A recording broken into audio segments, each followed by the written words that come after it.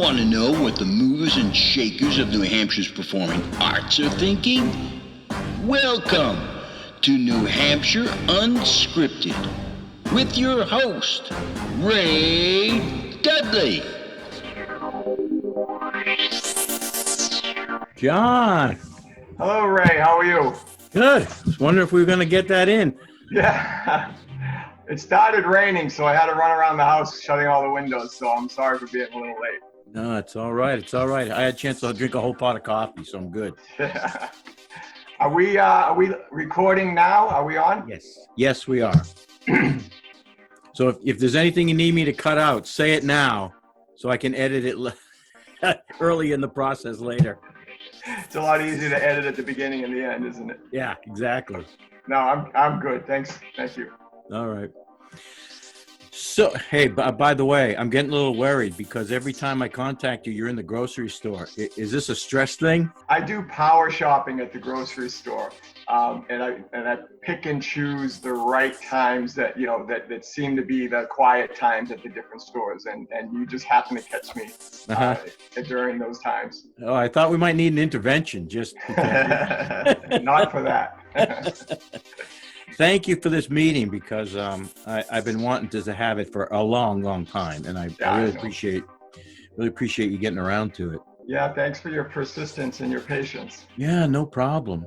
So let's start off with the easy stuff. I looked at the information you sent me, and how do you go from being an IT guy and working at DEC to doing between gigs and casting? Let's start there. Sure. I'll try to give you the Reader's Digest version because it's a lot shorter. But so I was a corporate guy for 18 years, and I had always wanted to try stage acting, but never kind of got myself there. Sometime in the mid 90s, someone introduced me to Stage One Productions, which is George Peele's company. They said, you should go and talk to George. Maybe he has a part for somebody who's brand new. So I went and I introduced myself, and long story short is he had a part in one of his upcoming dinner theaters, and he cast me in it, and I tried it out, and I kind of got bit by the acting bug. So that was mid 90s. Later in the 90s, the company that I worked for got bought out by a bigger company, and there was going to be layoffs. We all knew that they were coming. And by that time I had done some more theater, and I had gone to an agent, an on-camera talent agency, and signed with them for commercial work. So I had been doing both, in those couple of years since my first theater performance. And then when the layoffs started to get talked about, I had the opportunity to volunteer, if you will. I didn't necessarily like the way the corporate culture was going at the time.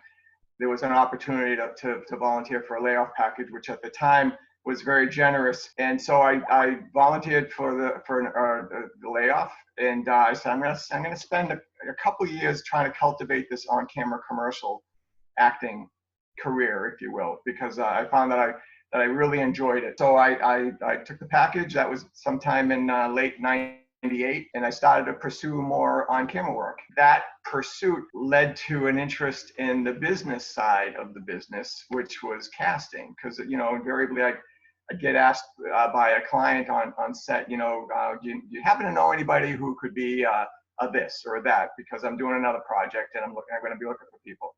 And I was a strong networker back then. Anytime I go to auditions, you sit on that bench and you talk to people, and I would kind of write down people's contact information. This was before social media took off, and I created an email list called Between Gigs, which was nothing more than an email list where people would send me jobs that they heard about, and I would send it out, or if I heard about jobs, I'd send them out and kind of collect interest and headshots and send them off to clients. So that kind of turned into Between Gigs casting. And I find that I enjoyed more the experience of helping people get work than I did, going after auditions myself. I still love the on-camera stuff, but there's a certain buzz and certain charge that I get from connecting a client to a talent to a project and watching it all come together. Yeah, I can see that. Probably, I'm guessing there's something there as a as a kind of a numbers guy or a geek guy, you know, the IT kind of thing where you've got that logic, logistical background going in there. Yeah, every project, every casting is a project. It has a beginning where you define what the requirements are. It has a middle where you try to pull all the right pieces together and find the right fits, and it has the end, which is the production and the billing, where everyone gets paid. So yeah, and the cool thing about it is it's a very finite timetable, for want of a better term. You know, 2-3 weeks from beginning to end for an average commercial project, and then then we move on to the next one. So early on, I know you said you had a lot of connections with other actors, a talent or whatever you want to call them. But to go from knowing people who can perform to finding companies that want them, how does that connection get made? How do you fall in line with like the Boston castings or the Slates or CP casting? Early on, a lot was word of mouth. As much as I came to know actors through going to auditions and taking names, clients came to know me through actors who worked with them. You know, I found that between gigs was getting mentioned a lot, and I would get random calls from clients who had small projects or whatever. And it just kind of, I never really hung a banner, if you will, or did a lot of promotional advertising. Again, it was before social media, and there was just a lot of positive word of mouth in my respect. As I started to get more and more into the casting piece, I developed a pretty strong relationship with Boston Casting, which led to about 10 years of freelancing with them as a casting director, where they would call me down to manage some of their casting projects. And I would also, because I was not a brick and mortars and didn't choose to be a brick and mortars company, I would subcontract the prep in the studio with Boston Casting. But when I had a casting that was larger, that was on a big size that needed to be handled by something other than sending in materials. So it was just, it was kind of like legwork and word of mouth. There were not a lot of push in terms of strong marketing. We'll get into a little bit more detail later. Has it changed much over the years, the whole casting process? Has it? Yeah,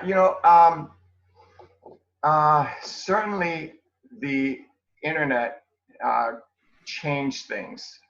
When people when the internet exploded, everybody got a website, and clients could go online and find actors without necessarily the strong involvement of agents or casting directors.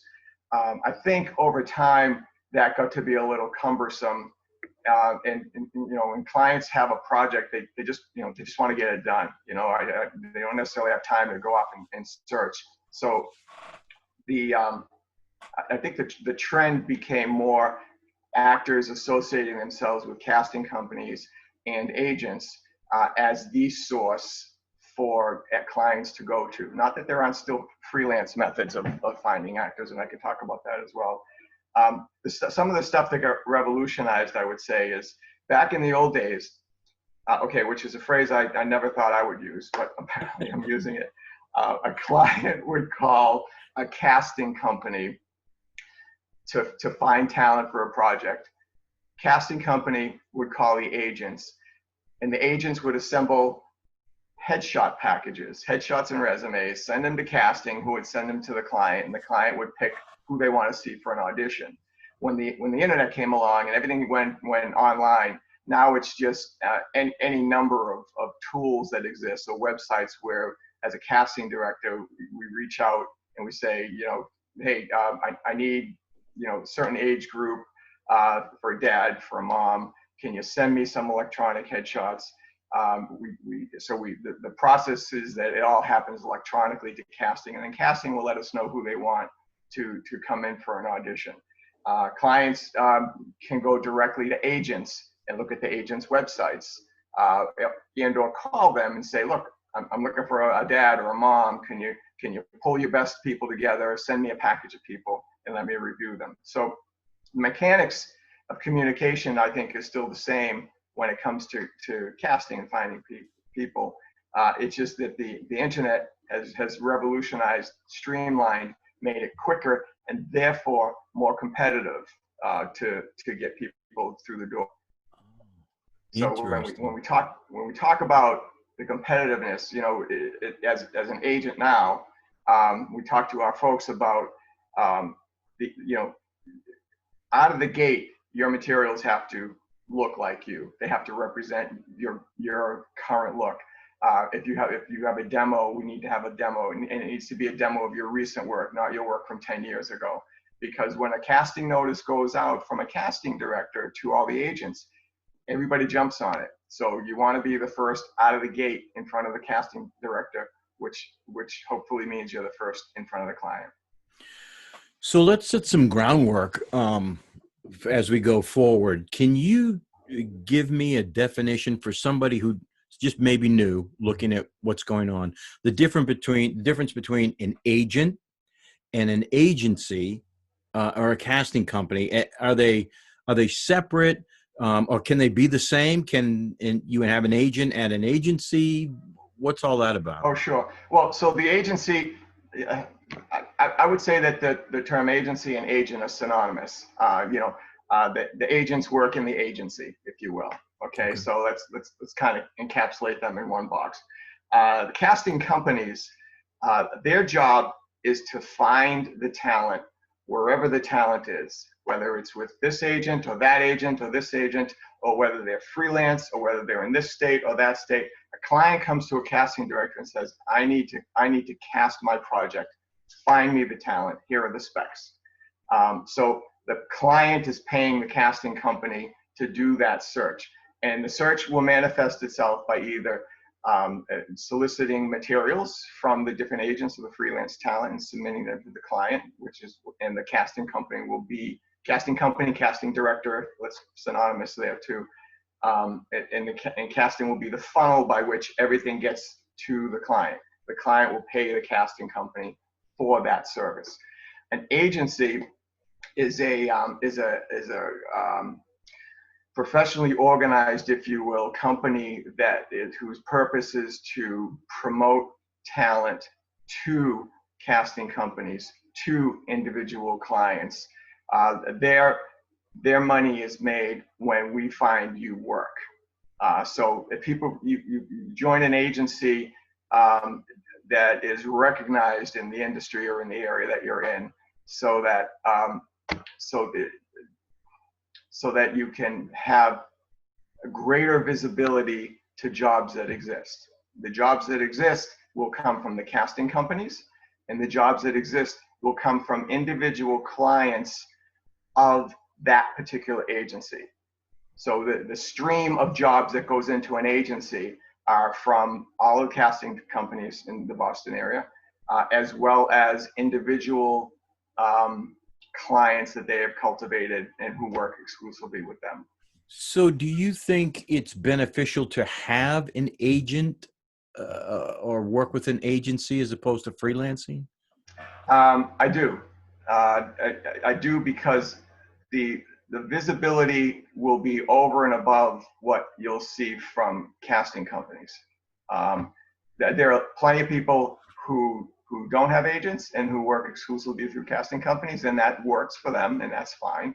But for those who, particularly if you're into commercial or fashion modeling, those jobs tend to be focused through agents versus through casting. How would a person delineate a good agency from like one of those scam ones that you always hear about? Is there a simple questions they can ask or things that they should be looking for? Sure. I'll give you my own experiences in answering that question.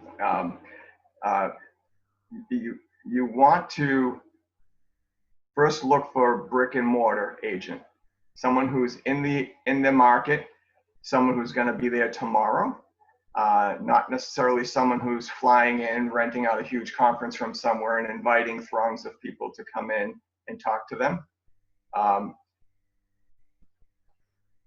You want to ask your peer actors, and there's no shortage of ways to reach out to other actors online through Facebook groups to get recommendations. You want, when you sit down with an agent to talk to them about their agency, you should be interviewing them as much as they're interviewing you. You should be asking them about what their expectations are in terms of contracts and exclusivity and terms for being committed to that agency. You should ask them questions about, can I find work on my own outside of the agency and therefore be partly freelance? Most of them are fine with that. Can I work with another agent? You want to have a meeting. You want to get a sense of personality. You want to get a sense of how the business works. You want to look at their website and see if you recognize any familiar faces, and make some calls and ask around. Everybody has a website, and you'll see who they represent. And it's an interview process with the agent as much as it is with the agent with you. The relationship has to be trusting and open, and it has to work for both parties. Okay, thank you.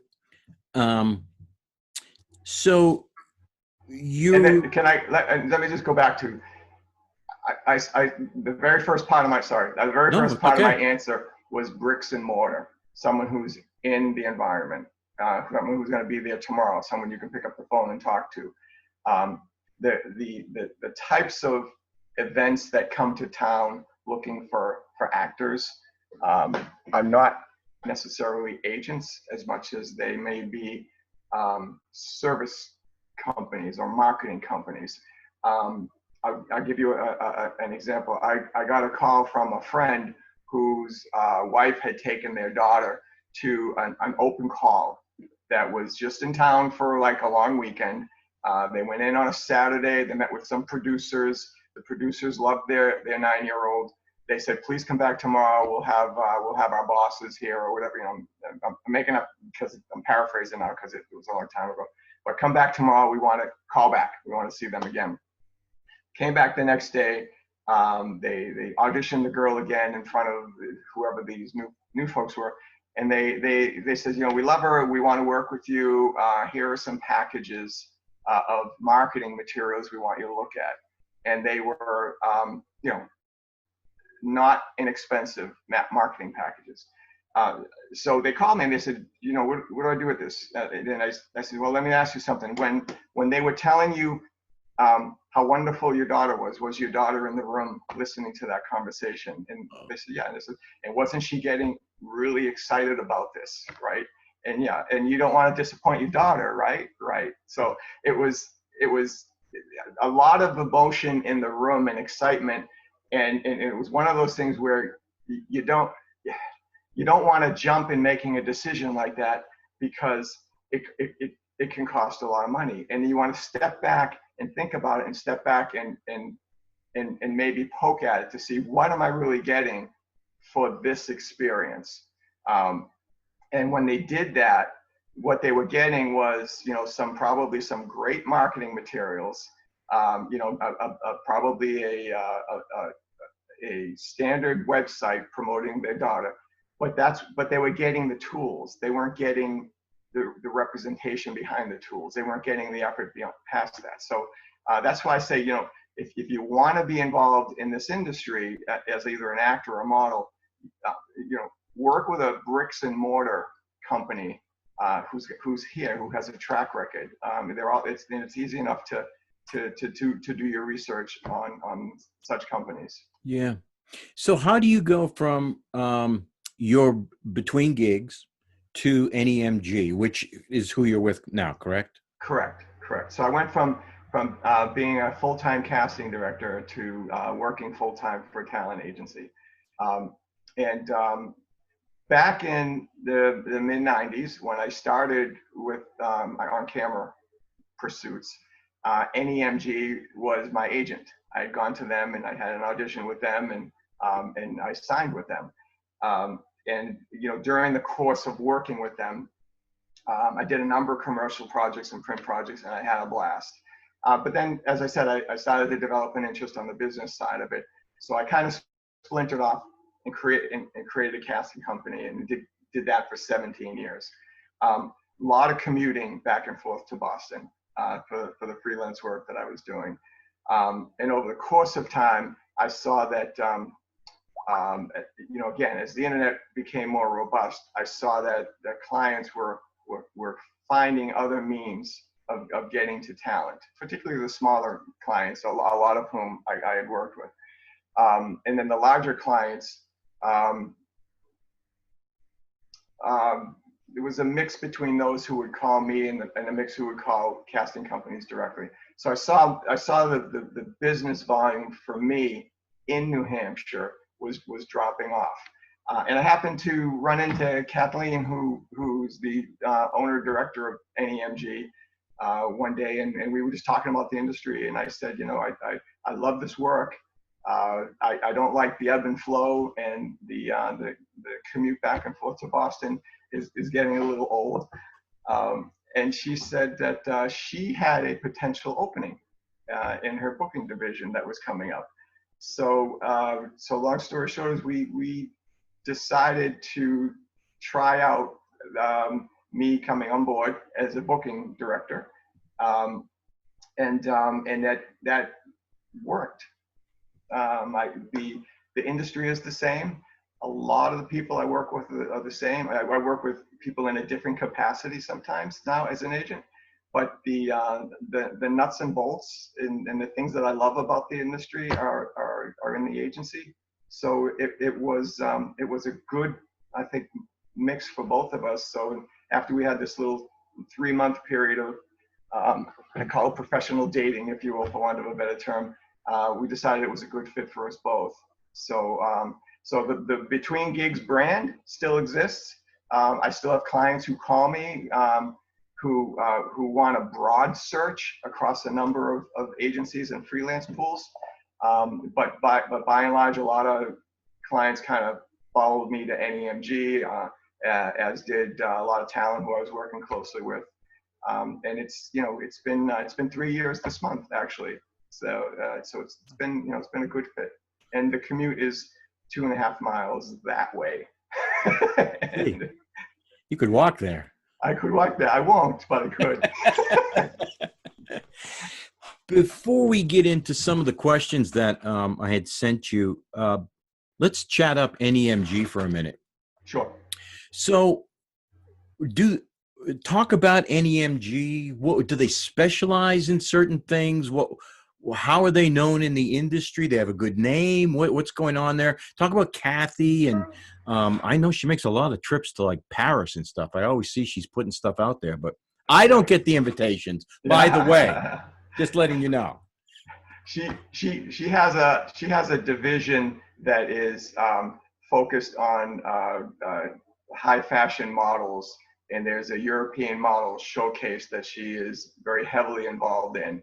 That occurs, I think, in the summer. Although this summer there's a lot of things on hold. But those are probably the Paris things that you're seeing. So NEMG is in its 31st year, and their specialties, if you will, in this market is the acting work, commercials, corporate videos, the film work that comes to town, commercial print work, which is the everyday real people in ads. You see them for retirement homes, or you might see them in a flyer for a department store. They have a high fashion division, which is a lot of catalog work. So the model is kind of similar to all the other agents in the New England area. It's just based here, but the client base is all over the place. So I think when I went in originally, did I see something like Shape magazine and stuff that they was probably. it Shape? Yeah. Yeah. So there's been the fashion corner of it isn't the part that I focus on as much, so I won't have them. I don't have them all committed to memory. But you probably saw Shape. You might have seen a lot of LL Bean, Hasbro. Boy, I'm not great at pop quizzes, and I That's don't okay. have it in front of me. Like I said, my corner is mostly focused on the on-camera stuff. Okay, so let's get into that because Okay. I did want to find out specifically what your role there is. Okay. And are there different people who handle different segments? Sure. Well, you were a small office, so we all intermingle, if you will. But there are very focused responsibilities per person. We have a placement director who is the first person you meet if you're interested in joining the agency. She takes care of the initial interviews and the vetting, if you will. And she'll sit down with the staff and talk about who's come in, and then we'll collectively decide if this is a person that we think that we can market. There's myself as the booking director. Predominantly, I work the castings. I work creating the contracts, the terms and conditions by which a client will hire an actor. We negotiate rates. I put that all together. The client signs it, then it goes to the talent. So I handle a lot of the business aspect of getting you at the location. There's an assistant booker who helps with both my work as well as some of the placement and the development work that we do at the agency. And there's Kathy, who can do anything. I swear she never sleeps. She's the strongest multitasker I've ever met in my life.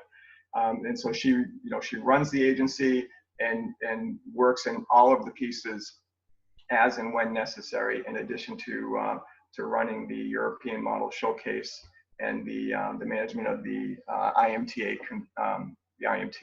convention that we also participate in New York. So let's touch on nuts and bolts. Okay. So how do I get the next Flow gig? What the Geico here? How do I become the time to make the donuts guy? Do I just show up on your doorstep and you go, oh, look, you look like a star. You should enter this door, come and sign this contract. Where do we start? Okay. There's a couple ways to answer that. First off, if you're interested, I'm going to go to my Ray Dudley story. I'm going to go to my Ray Dudley story. First off, if you're interested in being represented by an agency, with our agency, you go to our website, NEMG.com, and there's a talent submission button where you can enter your basic information and upload a couple of pictures and say a few words about what you're interested in. That all goes to our placement director, who will review everything and get back to everybody with regard to a next step meeting to come in and talk a little bit more. That's the entry point into the agency. Other agencies may have a different process where you pick up the phone and say, I want to come in for an interview. So it's agency specific, but everything starts with a sit down, let's talk about what you want to do. What's your experience? What's your flexibility to be in this industry? Because as you know, you get a call for an audition, it can be the day before, it can be the week before. Yeah. And if you have a strict 9-to-5 job, this is not an after 5 and weekends industry. So that's kind of the first step. That's how you kind of get in the door, to get in the pool, to be considered for the next Let's Make the Donuts guy or the next Flow.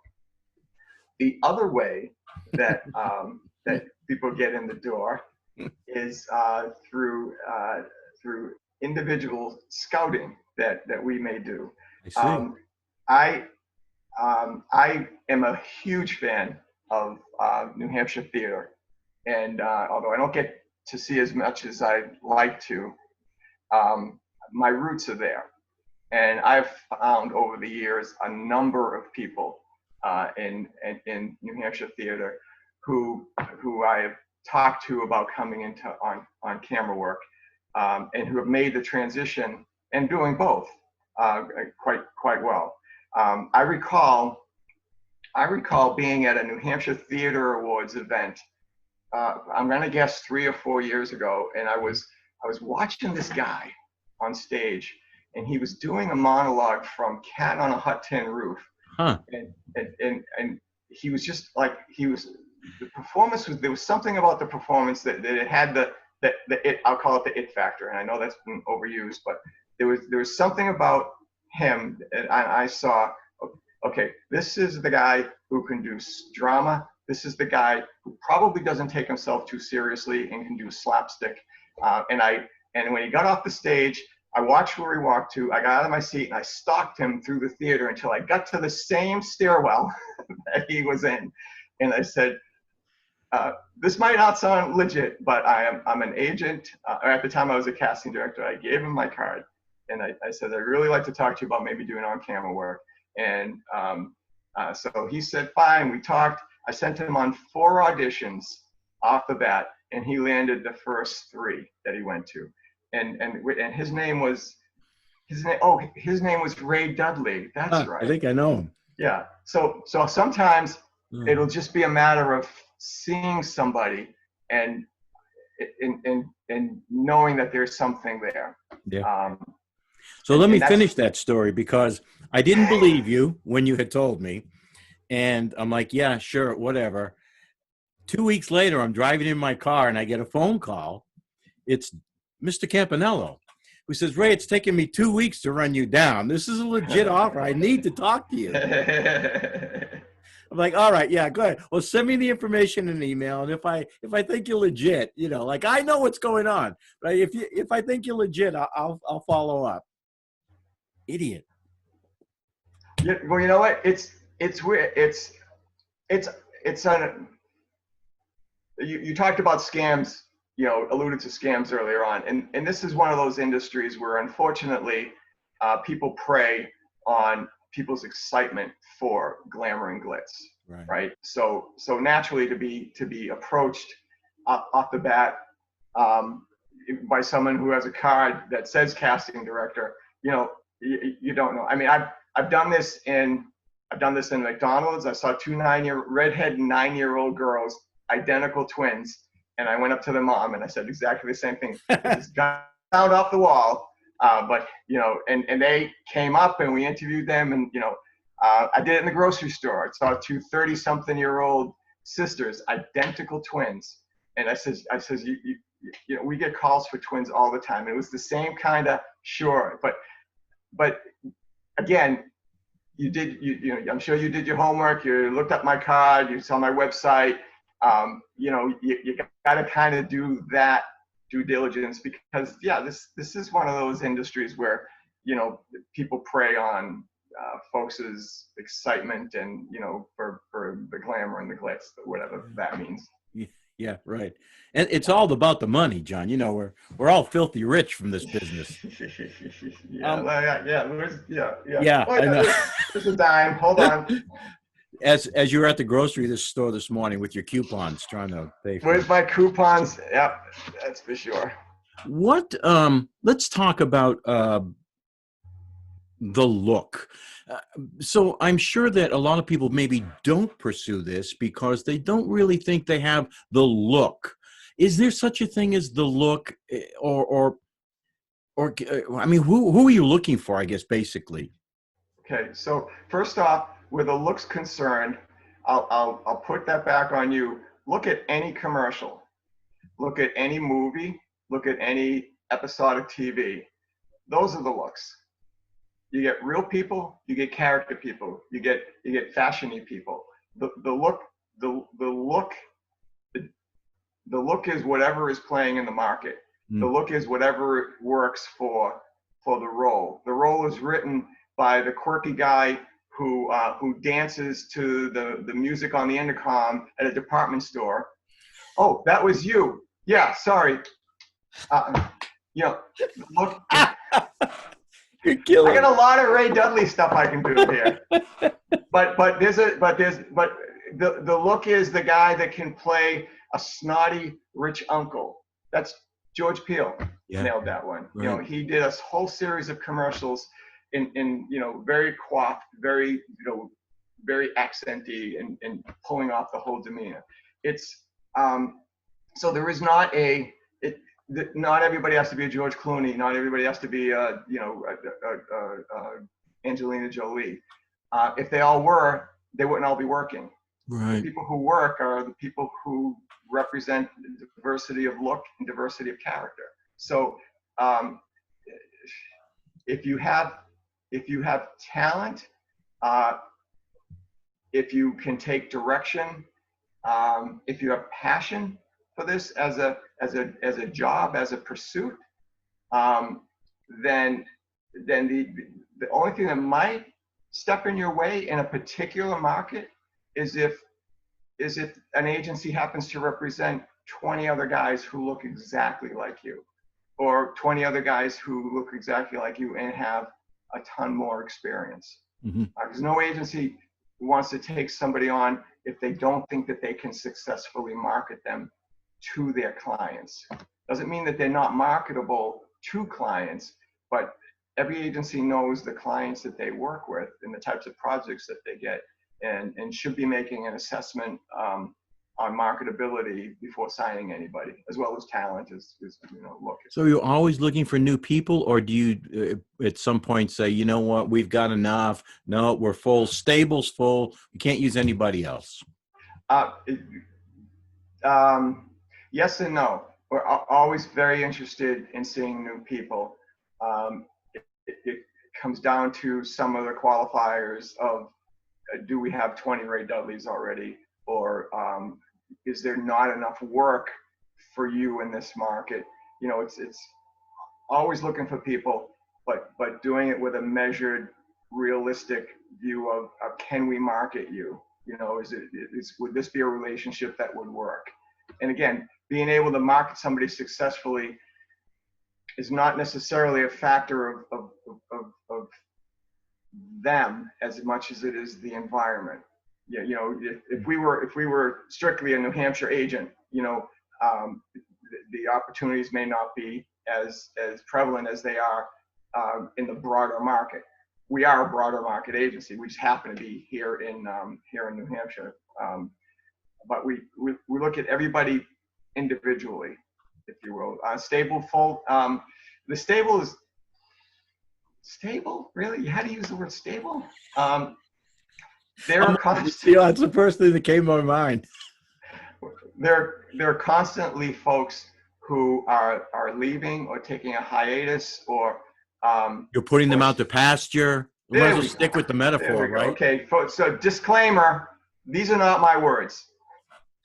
But people cycle through and leave, or they move out of market. A lot of folks that move to the LA market. A lot of folks go to college and decide they're not going to do this anymore. A lot of folks don't want to make the investment in their headshots every couple of years to keep their materials up to date. So you know, the agency, I think, has kind of a loose volume number, but doesn't turn anybody away from conversation. Okay. Yeah. When somebody comes to you, or do they need some type? Do they have to have like this resume of experience, or are you willing to accept folks who have never done anything, or do you only go on the other extreme where you need somebody who's got 10 years, they know the business, they know all the lingo? What's going on there? We'll talk to anybody who comes through the door, regardless of experience. This is an industry that's based on look and talent. Sometimes in that order, sometimes not in that order. So it's to everybody's benefit that we look at everybody. If you don't have any experience, you know, but you show great promise, and because we will put you through an audition at the agency, we may talk to you about some basic training that you should consider, because we want to send people who at least know how to audition when we send them down to casting companies, because it's a reflection on all of us. if you walk in and you don't know the basics, what does slate mean? Where's the mark? Action, cut, hold, or the ability to take direction without it feeling like correction. Good point. I mean, there's a difference there.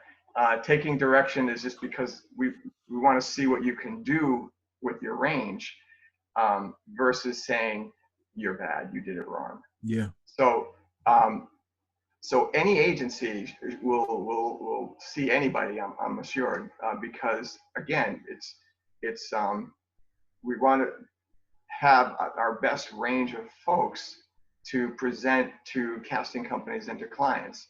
And if there's areas where people need training, we'll help with establishing what that training should be. Folks who come in, I love folks who come in with theater resumes, because I know off the bat that they know how to take direction, that they have acted. It's a different animal, but it's still acting, it's still taking direction. And so if you have 1,001 theater credits, that's great. It means you've worked in the industry, if you will. If you've done student films, which were kind of like all over the place. I call it job on the job training. You can go and take audition for roles in student films at Emerson or BU, or if they're still doing them now. I know things are kind of different right now, but folks come in and say, well, I can't take training, or I can't afford training. What should I do? I said, well, do more theater, or do student films, or do independent films. Get into the industry, get into the mode by being in the mode.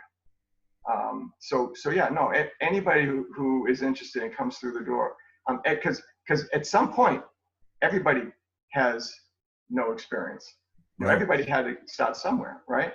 Yeah. So everybody comes in the door we talk to. So prior to the whole COVID fiasco, COVID. Yeah. Oh, I heard something. Yeah, you might have. Maybe while you were going through the grocery store aisles, you might have heard something. What were all those masks about? Yeah. And those that weren't wearing masks. And let's not go down that rat hole. But I know. I hear you. What was the state of the business? Very active, or does it peak and ebb and flow, or does it just maybe morph? So maybe all of a sudden there's a lot of film, or it slides towards commercials, or what's going on there? So there's ebbs and flows like any other industry, I would say. The commercial work, around holidays, things get soft, sort of between Thanksgiving and New Year's, things get a little soft overall. But throughout the course of the year, we'll see commercials, we'll see corporate video work, the training videos that companies put together to train new employees. We'll see catalog work, hand modeling jobs. Sometimes we get feet modeling jobs. Really? Yeah, we'll do the occasional. Oh yeah, for shoes, right?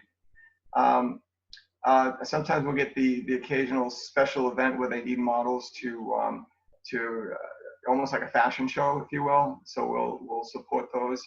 The films that come into the Boston area that go into the casting companies in Boston, we will invariably see the roles come to us for sending people down.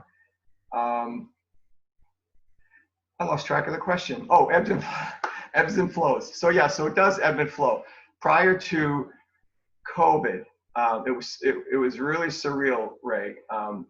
We had 42 jobs in various stages of progress. Jeez. Casting calls, direct clients, things that were scheduled, things that were going to be going into production in the next few days. 42 of them. And I'll never forget, it was a Thursday, and the calls started coming. This job's on hold. This job's postponed. This job, we're not sure of yet. We like these people, but we're not sure of the environment. And within 5 days, the majority were on hold. And those that weren't on hold were pushed out far enough so that there was another cycle to see if they were going to do them. And then everything just sort of shut down. and it's been slowly emerging in the new normal, which is still taking shape. But it was really surreal. I remember I counted 42 jobs that Thursday that we started to get put on hold, defer, and that was across the board. That wasn't just us. That was industry wide in New England. Jeez. What's your feeling about New Hampshire versus, say, Boston? If someone comes on board, do they have to expect that they'll be working a lot or having to travel to buy? How much business is in New Hampshire itself? Look at it in the totality of New England, because the work is really New England. Got you. I mean, there's certainly work in New Hampshire. You'll see your local stuff. You'll see your lottery commercials. You'll see plumbing and heating companies. You'll see roofing companies. Yeah, plumbing and heating. We could tell that story, right? I love that story. We're gonna tell that story before this hour is out. We're gonna tell that story. So and there's bank commercials and it's so I mean when you look at local television in New Hampshire for local companies, there's the work. If you see a print ad for a local company, there's the work. So and those jobs come into our agency. They may go into the Boston agencies. They may go to casting companies. But the point is that there's work. Everybody advertises it at some point.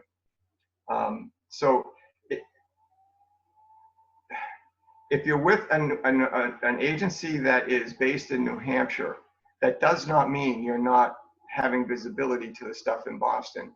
We see all the same jobs, commercial-wise, corporate video-wise, movie-wise, as the agencies in Boston do, because we are partnered with all the casting companies.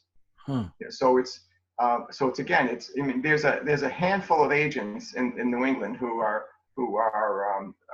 active and long term. I can count four right now, and we're one of them. And we're 31 years, so everybody knows us. And again, we're licensed in Massachusetts too. We're just based. The headquarters is based in New Hampshire.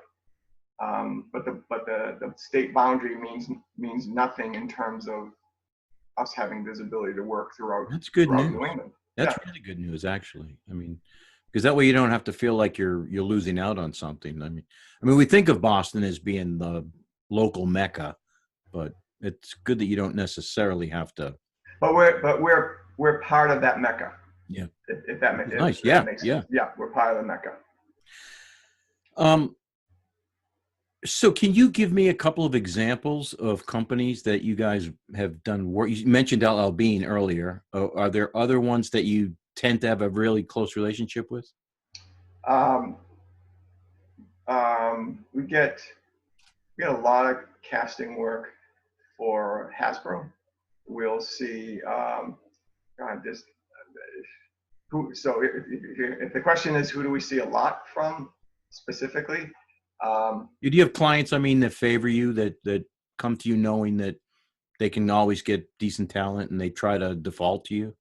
Well, yeah, every agency has their pool of loyal talent clients, if you will. NEMG had several already. When I came, those who were my clients in between gigs, a lot of them followed me. I don't know if I can divulge. Okay. You know what I mean? I get it. Sure. But I can say yes. We all have solid clients who work with us exclusively, and at times may go through casting companies. It's okay. Yeah. That's decent. Yeah. Okay. So what? Someone comes to you and you say to them, we need you to do an audition. What happens there? Now I know lately we have to do them via this, recording, but self-taping. But what? Yeah, by the way, your background is way too busy. Oh, Jesus. You didn't go to that webinar when we talked about a plain background? Because now I'm watching you audition, but I'm like, what does that poster say? Yeah. No, that's by design. That's by design. That's all about me back there, baby. He didn't make his bed. And the drawer's open. He's terrible. He's terrible. It's a good point. It's a great point. But I know, and I've been looking at the stuff on your mantle, by the way, and I'm like, what the hell? Is that a Christmas tree up there? What's going on? That is a wax Christmas tree. Uh-huh. Yeah. Yeah. Yeah. And this morning, just so you know how seriously I took this interview, this morning, this was turned the other way. So you got the staircase and the banister in the next room in the background, which I thought was too busy. Oh, I see. I see. Not to mention all the laundry I had piled on the banister. So yeah, no, that's over there for me. So, so what's an audition look like? So in the new normal, well, yeah, okay. So I mean, in the old normal, hi Ray, we have an audition for you. Check your email and get back to us right away. The audition is in Boston. Or the audition may be in our studio, depending on if it's one of our exclusive clients or not.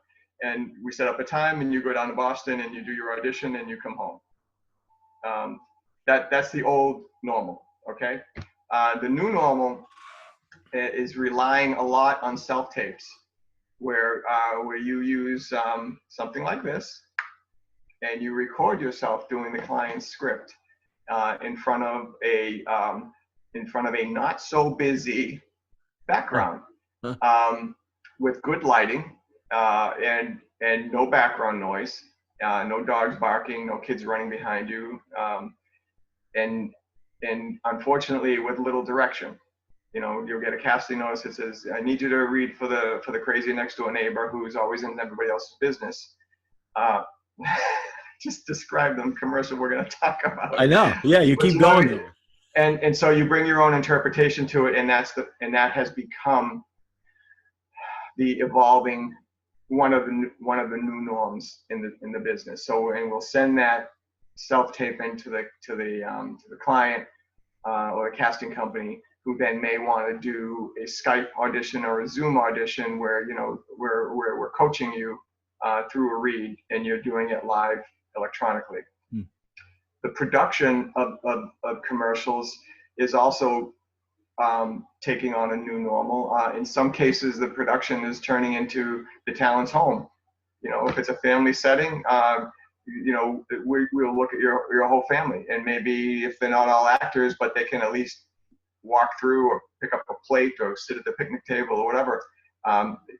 The clients are getting creative with their locations, if you will. That's cool. That's very clients are getting creative with the production crew. I talked to a client about a week and a half ago. He needs to hire 4 people, and it's all going to be in the same location, but through the miracle of modern technology, he's going to shoot everybody individually and cut and paste the footage together to make it look like they were all there at the same time. Yeah. He's going to cut his crew down to 2 people. Himself and a hair and makeup person, and he's going to do all the direction and all the videography. Wow. So it's stuff that's necessitated by this new norm. So the good news is that work is happening. Work is starting to re-energize, and it's following. It'll look different, but it's happening. And as long as we all continue to sort of practice safe practices, I think it will continue to happen. There was a shoot earlier this week, I think it was, at a retirement home in the part of the state where we had a bunch of people there, and there were some norms around social distancing and whatnot that had to be followed. So it's great that clients are really taking that to heart, because as talent, we want to feel safe. Right. We want to do a great job. But we want to feel safe, so because this environment is still pretty active, and so we have to coexist. Yeah. So the new norm is we've seen a lot of put yourself on tape. The other thing, the other way auditions are happening or casting is happening is directly off of your materials. Which is why your headshots, all your photographs is exponentially more important that they look like you.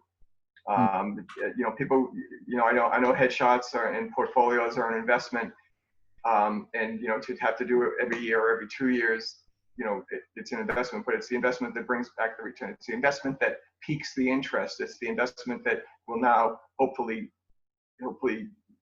bring more direct return, because clients are casting off of portfolios. And if you've got a demo tape of work that you've done, that's a bonus, because then they can see you in different roles, and they can see what you can do.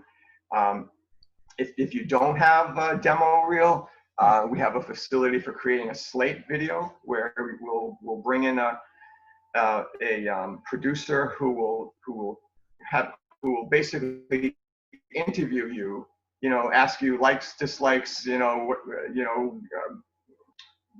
show us a funny face, jump up and down. She goes through this whole litany of questions that bring out your different parts of your personality, and that becomes what we call a slate video. So a client can actually see you as a person and get a sense of your overall personality and range, and how the important thing is, client needs to know that you can go from, hi, I'm John, to, hi, I'm John, how you doing?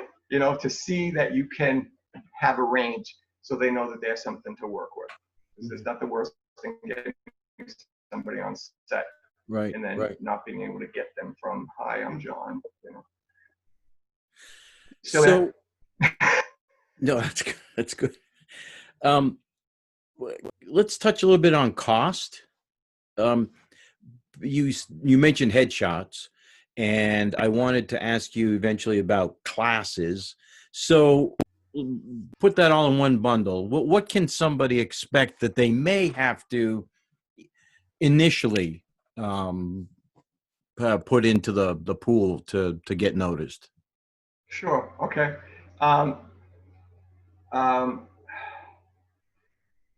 Everybody needs great photos, regardless of agency that you go to, or whether you freelance yourself. Your marketing materials start with your photos. So headshot photographers, commercial print photographers, their prices range. I will tell you, maybe mid threes and up, $350, $400 and up. Some of the variables that come into play with that pricing is how many looks you get, how many changes of clothes. Are we indoors in front of a studio, in front of a screen, or are we outside doing location shots? Are these action shots? Are these headshots only? Are they a combination of headshots and action shots? So the packages vary, and therefore the prices vary. Plan to be, mid threes and up. What was the other thing? Training. What can I say about training? So, if your child wants to be in soccer, you send them to a soccer camp so they can learn soccer, right? If they want to play hockey, they go to hockey camp, and you invest in equipment. If you want a job as an engineer, you go to college and you invest in training, in education. This is a legit industry. This is a legit profession, and you have to have skills that you bring to the table, because it's incredibly competitive. So the best way to sort of assess whether you need training is a conversation with your agent. Let them do some dry run auditions with you, or if you are going to a lot of castings and you're just not getting any work, then there's an indication that something's missing. I did a couple of one-on-one coaching sessions over the past few weeks, and I had a session with someone who's very good on camera, and who I actually thought didn't need coaching, but we were going through some scripts, and she wasn't coming out as her. She was coming out as trying to get it right. Does that make sense? Yeah, I did. And I said, where are you? Where are you in this role? And she said, well, I didn't think I could go there. I didn't want to come across as too big or too off script or whatever. And I said, well, but you don't come across as natural when you try to perform it or try to get it right. That's the biggest curse, is when you try to get it right without knowing what right is, when most of the time the people on the other side of the camera don't know what right is. Yeah. So the training there was all about helping her give herself permission to go there. Yeah, it's a very good delineation, John, really. Yeah. And I don't think a lot of people realize that that's happening. Right. They're trying to do what they think you want. Exactly. Without knowing what you want. Without knowing what we want. And a good casting director probably may not also know what right is. The casting director's job is to get your range and to get you to give what their quick assessment is of you. Yeah. Out there. When I was casting, I might have had a reputation for keeping people in the room too long, because I would really try to pick it to get that person there, and there varied based on whoever was in the room. And just simply telling somebody to go big doesn't necessarily get that person to go big. And so I had other strategies for getting them there, which is the element of casting that I miss, but I still get to do it with workshop and coaching. So the training pieces help you get over yourself in terms of any preconceived notions about getting it right. They help you get freer with your delivery, if you will. They help you to understand that taking direction is taking direction, not hearing criticism. And if you're totally green to the environment, the very basics of how to be in an audition come into play, because again, you are competing against scores of other people for the same role. So your best foot forward has to be there the moment you walk into the audition room. Yeah. So I wanted to. I only have a couple more. I know we're kind of running long here, but I do want to get to that point specifically. So can you address what's happening? When you go for an actual audition, you've been chosen to go and audition. Yeah. You have like 15 seconds when you enter the room, maybe 30 if you're lucky, because they're just going through the whole list of people. They need to see so many in a day. Right. Can you give us some tips on what to do? You enter that room. What's going to put your best foot forward? What are they kind of looking for there? Okay. This is what I used to tell people when I did my workshops. You're on audition the moment you walk in the door. If you take 5 seconds to take your coat off and put it on the thing and find the script in your briefcase, takes another 30 seconds, and check your hair, that's not a good first impression. You need to be ready to walk in, hello, go right to the mark. Okay, for first impression. You're right. Sometimes it's a quick, come in, say the lines, thank you very much. You don't even get a second read. I have encouraged people, I don't know of any casting folks that would discourage this, but when you get to the mark and you're about ready to slate, if you have any questions about the script or the character that weren't answered in any of the direction that you got when you got the audition notice, could I ask a question? Ask if you're going to ask a question. I have a question about the role. Do you mind if I ask a question? Before they get into the process of slate and action.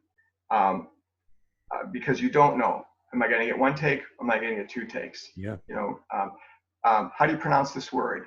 Or is this character, I read it, he's either mad or he's frustrated or he's sarcastic. I wasn't quite sure. You take the moment to clear up any question that you might have that wasn't answered through any of the correspondence that you got, and then give the performance your best interpretation based on all the data that you have. Sometimes it's good data. Sometimes it's very brief. Mm-hmm. That's a function of each individual project. I've had folks, when I was casting, I've had folks say, "Oh, could I do it one more time?" And I've said yes, or I've said no, depending on what I thought they gave. Because actors, and I'm guilty of this too, we're our own worst critics when it comes to our performances or our auditions. Particularly, auditions are very unforgiving. You go in and there's stress and there's 3,000 people on the bench and it's hot and it's sweating and you're called in and there you go and boom, and action, right? And then, okay, now try it this way. Okay, action. Okay, thank you. And then you're in the car on the way home. Should have done it this way. Should have done it that way. How come they were so short with me? How come they had me read it twice? How come they had me read it 4 times? How come they only had me read it once? You don't get any of those answers. Right. You know? So Right. it's real easy to second guess yourself. And that, unfortunately, it's kind of a nature of this business. So going into an audition, you need to be as prepared as the material allows you to be. If you got the audition from your agent and you have a question, make sure you ask the agent the question before you go in. Be familiar enough with the script so that you can deliver some lines to camera. Okay, hold the script in such a way that, you know, when you have to refer to it, you're not doing this. Because look, my eyes are gone, my teeth are gone, you can't see me. Yeah. You know,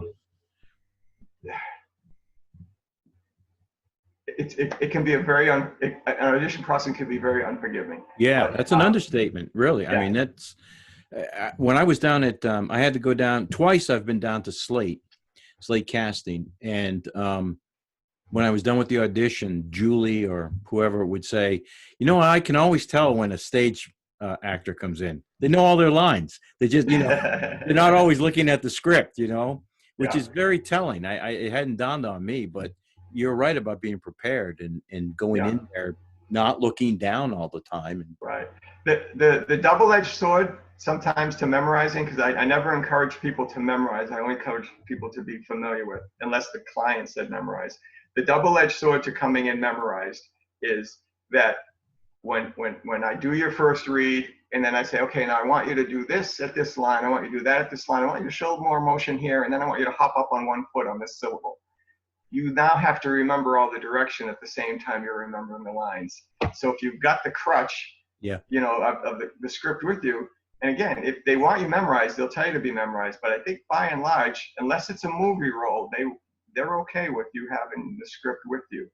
Not reading it for the first time, but having it as a crutch in case you need it. Yeah. So one last thing for me, and then anything you've got, but just address the fact that you don't necessarily not get the part because of you.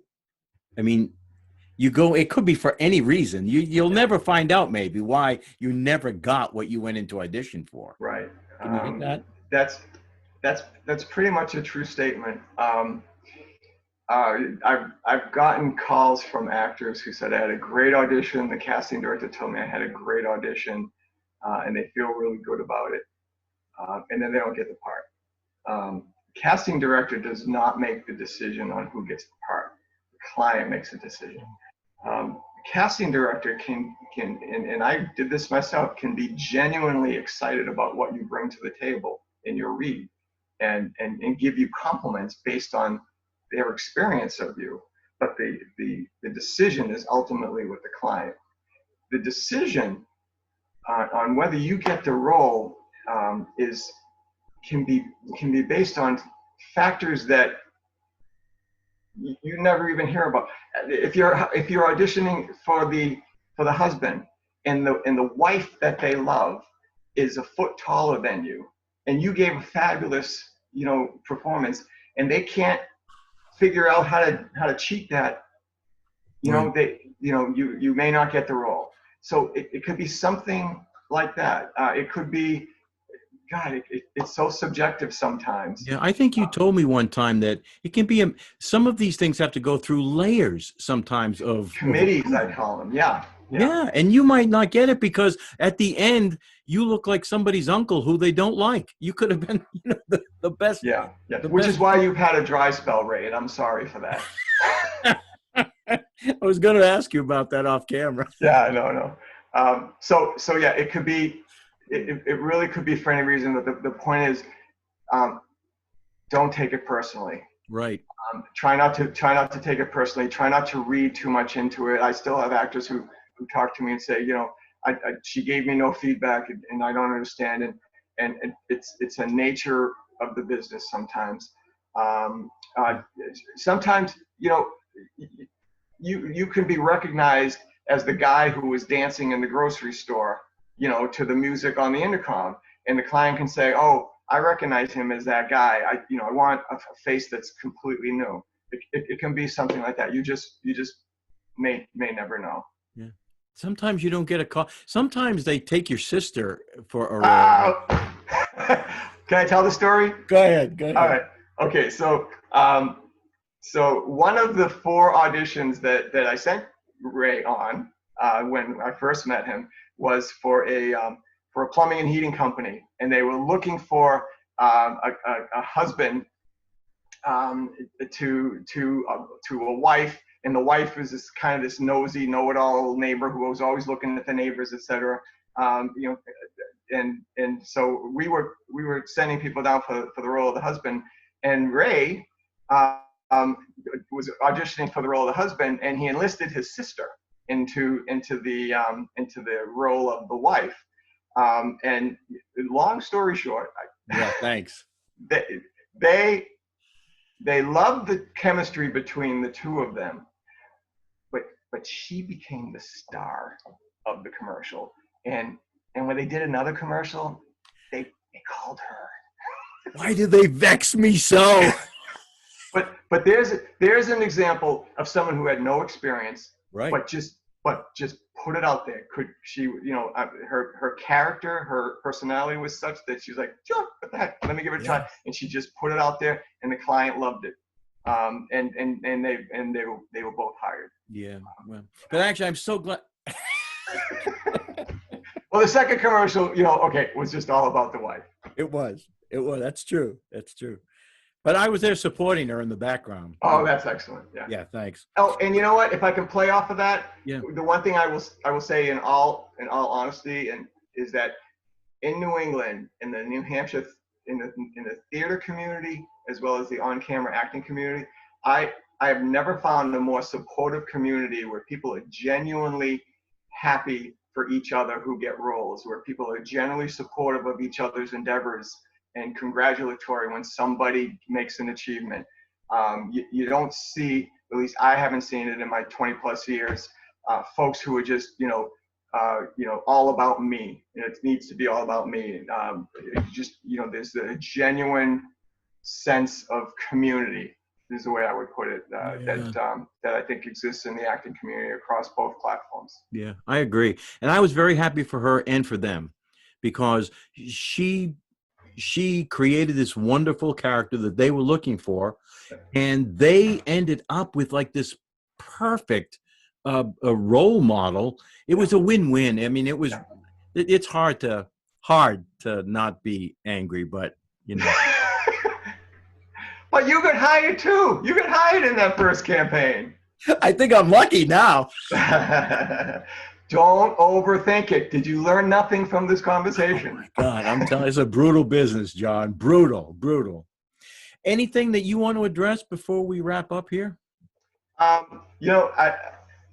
think I thank you again for your patience in pulling this together. I know it was a long time for us to get together.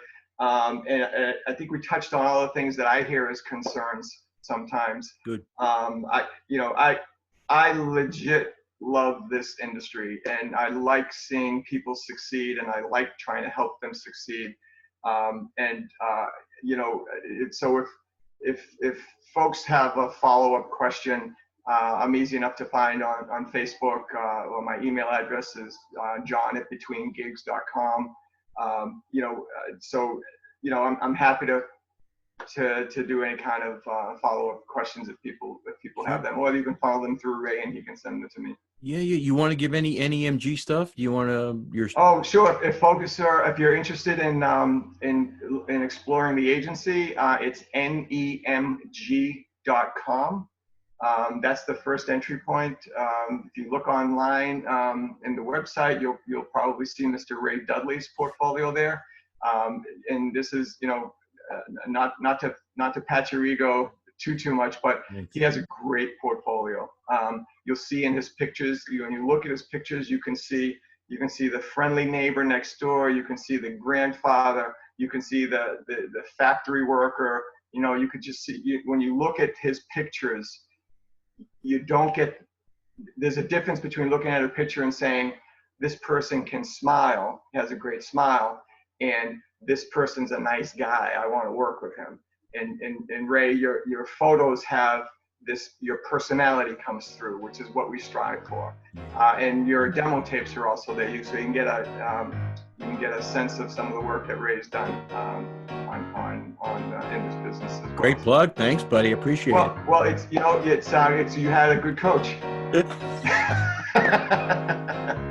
You complete me. All right, my friend, I'm going to let you go. I'm sure you got to get back to the grocery store. All right. Thank you very much for this time. Thanks, buddy. All right, man. Take care. Bye, everybody.